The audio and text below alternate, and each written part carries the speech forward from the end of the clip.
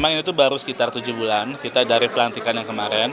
Ini bidang baru, bidang sosial media dan edukasi, sehingga bagaimana saat ini kita mengikuti perkembangan dari teknologi juga, sehingga kita ini perlu untuk menjadi amplifier atau informasi yang kepada masyarakat, sehingga informasi kesehatan ini dapat sampai lebih cepat. Dan juga edukasi ini bukan hanya saja sosial media, tetapi kita pun ke lapangan melaksanakan edukasi di lapangan. Nah, hari ini kita mengumpulkan medical influencer, totalnya sekitar 50. Alhamdulillah pada datang semua, sehingga bagaimana ini bisa menjadi amplifier kita ID dan juga kita mewadahi, sehingga apabila ada informasi baik itu mengenai kesehatan, mengenai organisasi ataupun isu kesehatan terkini dapat lebih cepat tersosialisasikan kepada masyarakat.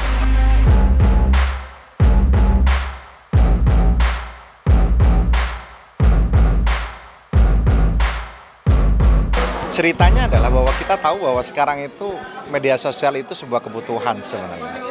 Dan banyak juga anggota kita yang memang aktif memberikan edukasi di media sosial. Dan bahkan media sosial itu jadi alat sebenarnya untuk memperkenalkan diri maupun alat untuk memberikan edukasi. Maka kita tertarik membuat bidang ini.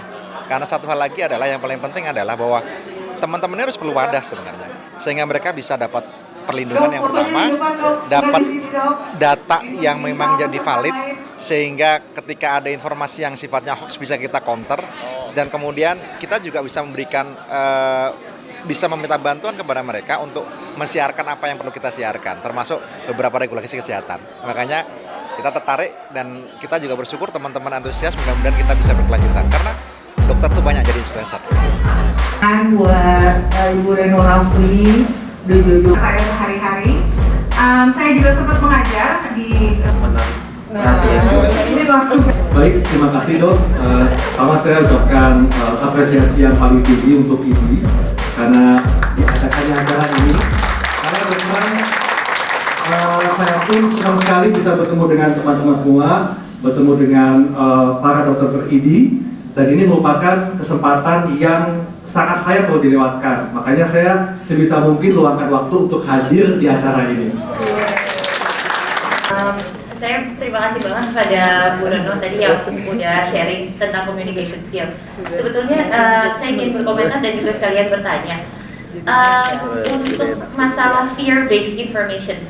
Jadi sepertinya informasi yang disampaikan di sosmed atau di social media itu juga seringkali menyebabkan pasien-pasien itu jadi dalam tanda kutip lebih parno, lebih takut gitu ya. Jadi apakah ada penelitian tertentu yang bisa memberikan kita tips gitu untuk menyampaikan informasi supaya juga tidak begitu seriusnya gitu, nggak sampai sebetulnya informasi tersebut tidak sampai mengancam jiwa gitu ya, tetapi apalagi saya kebetulan dokter anak, jadi memang kalau informasi tersebut itu mengenai anak itu lebih menyebabkan mereka menjadi lebih ansietasnya tinggi gitu, menjadi lebih panik, lebih parno, lebih takutan, aduh anak saya nggak boleh keluar, ini itu, jadi kayak beneran kita jadinya tidak menyokong tumbuh kembang anak sebagai mana mestinya. Perkenalkan, saya Dr. Syafira Ninditya atau panggilannya Ira. Hari ini kita lagi di acara Medical Influencer Gathering bersama Ikatan Dokter Indonesia.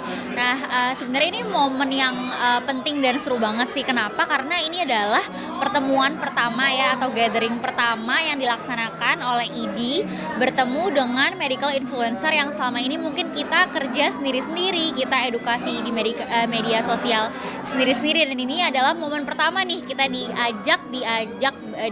diajak kolaborasi bersama Ikatan Dokter Indonesia supaya menjadi satu di dalam sebuah organisasi. Acara ini luar biasa ya, karena ini betul-betul menjadi media bertemunya semua medical influencer di satu tempat, dan tentunya ini merupakan dukungan baik bagi kami maupun kami kepada PBID bahwa penting sekali kami sebagai dokter untuk bisa memberikan edukasi yang lebih dapat disentuh masyarakat, dan tentunya kami membutuhkan dukungan dari PBID, dan sekali lagi sukses dan apresiasi kepada PBID untuk diadakannya acara ini.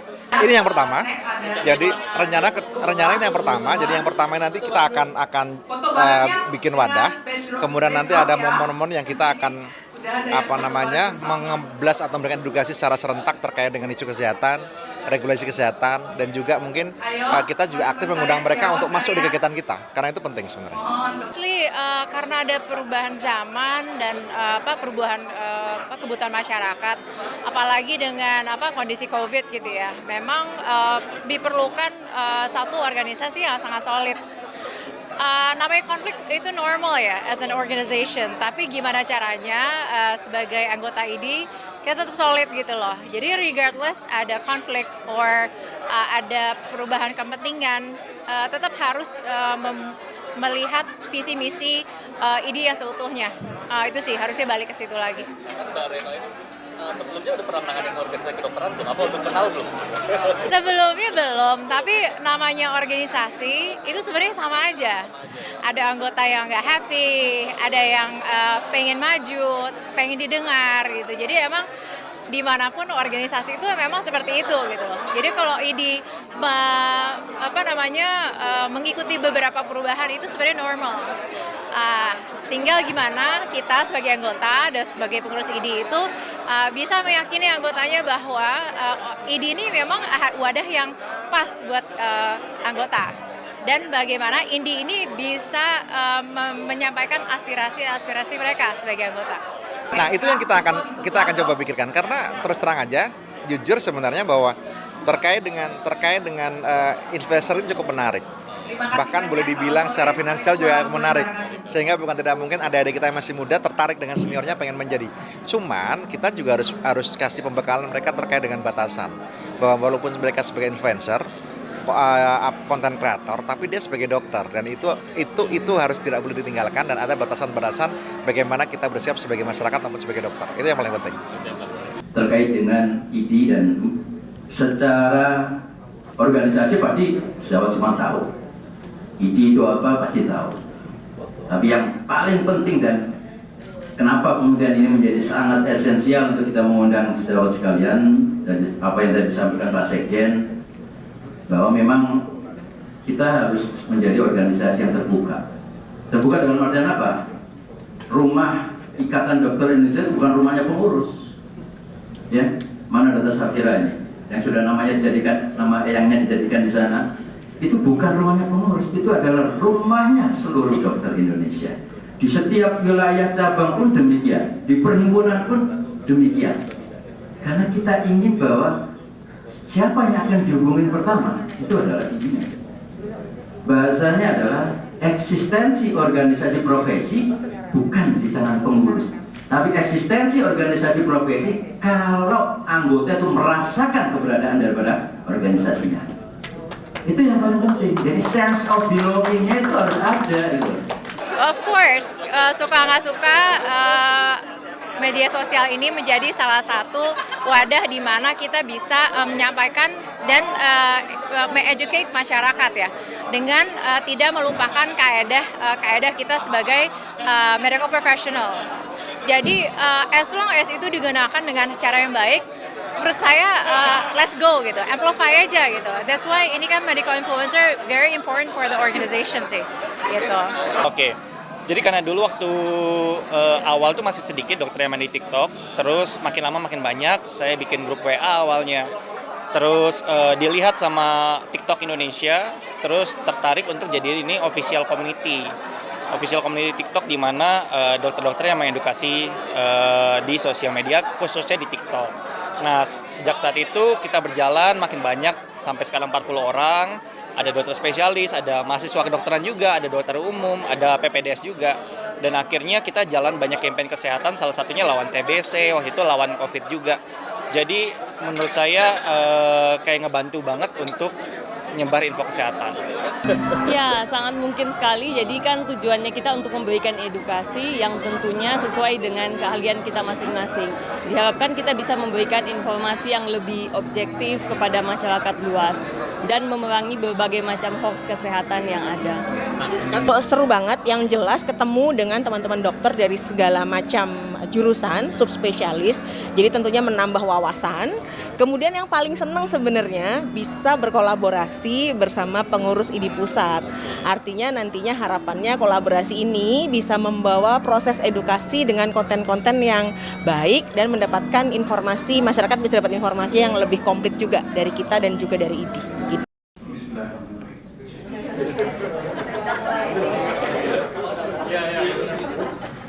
Ada hukum untuk pelaku judi. Assalamualaikum warahmatullahi wabarakatuh. Terima kasih dok, kenalkan saya Dr. Cika, Dr. Joko, Dr. Ulu, dan segenap abdi IDI. Saya ingin bertanya dok sebenarnya untuk IDI sendiri begitu. Karena begini, kalau kita lihat sekarang tren itu masyarakat sudah mulai bosan dengan yang formal. Jadi kalau kita bicara ceramah nih, ceramah kesehatan gitu dibandingkan dengan ceramah yang dibawakan santai, kadang-kadang sedikit miring gitu, itu malah lebih didengerin kadang-kadang. Nah, cuman yang tadi kan memang dari Dr. Ulu dan Joko sudah menyampaikan bahwa ayo nih kita bareng sama IDIO gitu. Nah, yang ingin saya tanyakan adalah apakah IDI siap untuk menjadi informal? Meskipun mungkin nggak usah semuanya, gitu. Jangan juga semuanya di IDI nanti bikin kurikulum pendidikan ada materi stand up-nya gitu ya, atau misalnya joget TikTok yang baik sesuai anatomi tubuh, mungkin untuk nanti pengen ngajar gitu ya, ergonomi goyang TikTok gitu. Ini siap nggak dok kira-kira? Kalau misalnya kita bicara, oke, IDI, karena izin dok, yang saya lihat sekarang IDI itu setiap kali ke masyarakat itu pasti formal. Terlihat dengan adanya saya tadi ngeliatin medsosnya IDI itu ya kebanyakan memang berita-berita formal, tapi belum ada. Saya tadi juga ngobrol sama Dr. Desa di sini. Ayo habis ini belum ada channel yang sifatnya seperti podcast atau misalnya tadi di Instagram bikin kanal-kanal edukasi gitu. Nah saya berpikir apakah mungkin memang ini ingin mempertahankan citra informalnya atau tadi dong mungkin kita bisa mulai lebih fleksibel dan bikin citra yang informal supaya masyarakat ini bisa welcome sama kita. Mungkin gitu, terima kasih. Assalamualaikum warahmatullahi wabarakatuh. Terima kasih Dr. Berto. Ini luar biasa. Jadi sebenarnya kalau pertanyaannya apakah IDI siap untuk informal? Jawabannya dengan mengundang teman-teman influencer itu menyatakan bahwa kami siap untuk berubah.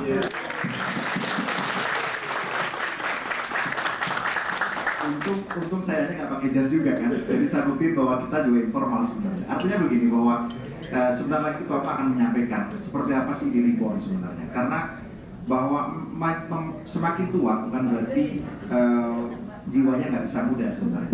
Artinya bahwa teman-teman influencer ini akan menjadi membuat sebuah pengaruh yang luar biasa buat perubahan IDI sebenarnya. Karena apa? Bahwa formal itu bukan berarti kemudian menjadi kaku sebenarnya. Sehingga yang kita inginkan adalah bahwa kita lentur seperti kita Carlos David mengatakan bahwa ketika kita tidak tahan terkait dengan perubahan dan kita nggak akan berubah, maka kita akan menjadi musnah. Itu yang paling penting. Sehingga itu bukan pertanyaan Dr. Ika, tapi itu adalah tantangan dan kami akan menjawab tantangan itu. Jadi untuk kepada para dokter yang menjadi influencer, yang pertama memang harus sesuai dengan etika, ya.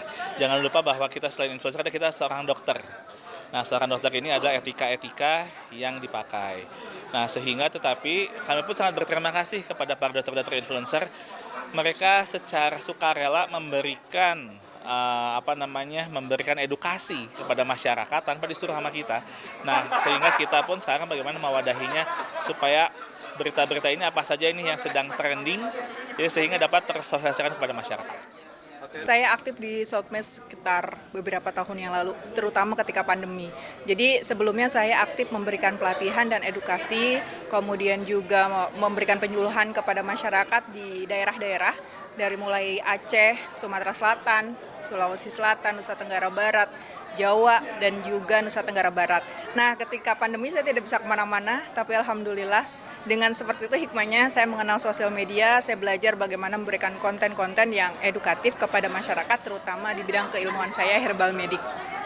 Karena begitu seorang dokter mulai masuk ke dalam media sosial, maka tidak tertutup suatu celah di mana dia akan menjadi terkenal. Nah, kadang-kadang kata terkenal ini suka berbahaya. Karena apa? Kita punya netizen yang agak kasar. Dan begitu netizen mulai kasar, antar dokter diadu. Nah, lalu ada grup yang sebelah sana, ada tim yang sebelah situ. Nah, perkaranya adalah kalau dulu IDI mempunyai MKEK nyuwun sewu yang akan menjadi wasit kalau ada persengketaan dan sebagainya. Nah sekarang apakah juga nanti di ID akan mempunyai suatu komisi tersendiri untuk bisa menjadi penengah apabila para dokter ini diadu oleh netizen? Bagaimana seharusnya adik-adik kita ini sejak dini dok yuk diajarkan etika bermedsos atau mungkin memberikan edukasi ya dok ya di bidang kesehatan khususnya, karena banyak yang bingung dok, mereka juga bikin ini salah, begitu salah karena nggak pernah diajarin itu dok. Itu yang juga bingung dok, mungkin bisa kita cegah, kita prevensi dari awal dengan cara mungkin kita masukkan dok ini ke kurikulum yang saat ini sudah ada mungkin dok ya adik-adik kita, dan mungkin ada sistem pengawasan atau penilaian yang bisa diusahakan. Menarik banget pertanyaannya, karena sebenarnya dulu aku bukan orang yang main di sosial media, cuman karena kemudian pandemi dan mengalami kesulitan komunikasi dengan pasien, dan beberapa pasien meminta, dok tolong dong bikin sosmed untuk kita bisa dapat informasi, karena kita nggak bisa akses ke rumah sakit. Kemudian mencoba, coba bikin sosial media, dan ternyata jangkauannya luar biasa banget. Artinya kemanfaatan dari sosial medianya itu membawa satu hal yang menyenangkan gitu ya, bisa menjangkau masyarakat luas tanpa kita perlu bertemu gitu, karena kan kondisi pandemi tentunya kita harus jaga jarak dan harus tentu saja mematuhi protokol kesehatan gitu. Saya aktif di Instagram dan TikTok, dan saya adalah edukator untuk kesehatan reproduksi dan seksual. Jadi saya berusaha untuk memberikan edukasi, mematahkan mitos, kemudian memberikan fakta, dan juga saya terus terang menjadi semangat ketika saya cukup banyak melihat banyak sekali konten-konten yang tentang edukasi kesehatan seksologi yang menyampaikan bukan dokter, tapi dengan konten yang berisinya adegan joget-joget yang justru akan mendistraksi isi dari edukasi tersebut. Makanya saya berinisiatif untuk memberikan edukasi yang tetap fun, tetap dapat dipahami dengan baik, tapi tetap menjaga marwah dari konten edukasi itu sendiri. Oke, kalau aku pribadi awalnya itu orang-orang memang tahu aku dari Instagram karena aku sering banget share daily life terus tentang kesehatan, apalagi semenjak pandemi ini di Instagram. Tapi lama-kelamaan karena aku suka mengedukasi, share tentang kesehatan di Instagram, lama-lama aku jadi suka diundang tuh, diundang menjadi speaker atau menjadi pembicara kesehatan di berbagai platform lainnya, misalnya di webinar atau bahkan seminar offline kayak gitu. Karena di awal tadi yang saya sampaikan tujuannya adalah berbagi informasi gitu, dan kemudian ternyata memberikan manfaat itu suatu privilege ya, artinya satu kebahagiaan tersendiri. Sekarang udah ada penghasilan dari sosmed? Aku nggak ada penghasilan dari sosmed, jadi memang dari sosmed itu nggak ada AdSense, nggak ada endorse, jadi memang pure edukasi, tapi bahwa kemudian popularitas di sosial media menimbulkan efek samping menjadi beberapa tamu undangan ya mungkin indirect ya. Pak, luar biasa ya, saya merasa pertama diapresiasi oleh profesi yang menaungi saya. Jadi meskipun saya sekarang memang memberikan edukasinya seputar herbal ya, yang mana memang di sebagian dokter mungkin belum terlalu terbuka, sehingga dengan keilmuan saya di herbal medik yang memang ada keilmuannya di Indonesia dan ada cabang keilmuannya juga di Magister Herbal Medik Universitas Indonesia, sehingga bisa memberikan manfaat gitu apa yang sudah saya pelajari ini untuk masyarakat. Wow, saya sih amazing banget ya, karena ini pertama kali dan bangga juga bisa jadi yang pionir ya, yang pertama, karena menurut saya ini merubah muka ID sih. Jadi kayak ID lebih approachable, lebih millennials, dan menurut saya ID itu membawa perubahan besar dengan ID Reborn ini. Main IG, Instagram, lagi belajar main TikTok, karena ternyata jangkauan di TikTok juga bagus, jadi harapannya bisa dapat dari dua platform itu. Boleh sebutin nama Instagramnya @santi_psychiatrist dan TikToknya Dr.santi_psychiatrist. Oke, harapannya tentunya diharapkan PBID juga mengundang mereka semua untuk hadir, karena ini bisa merupakan suatu wadah bahwa kita semua para medical influencer itu betul-betul sejalan dengan PBID, dan satu hal yang membuat kita menjadi sejalan adalah kita memiliki goal yang sama, yaitu memberikan edukasi kepada masyarakat sebagai upaya promotif dan preventif kesehatan. Nama IG-nya atau TikTok-nya? Oke, IG saya dan TikTok-nya Dr. Haikal Ansyari. Kayak gitu. Nama IG-nya apa boleh sebutin? @drsyafira, di follow ya. Harapannya saya sih semakin banyak teman sejawat yang juga ikut men-influence, karena sebenarnya influence is not all about numbers ya. Berapapun jumlah followernya, kita sebenarnya bisa menginfluence. Terus semakin banyak yang mengerti sosial media dan menggunakan sosial media untuk memang kepentingan edukasi. Saya pikir bahwa menjadi dokter itu panggilan jiwa, tapi menjadi influencer bisa jadi sebuah hobi yang juga merupakan sebuah panggilan jiwa.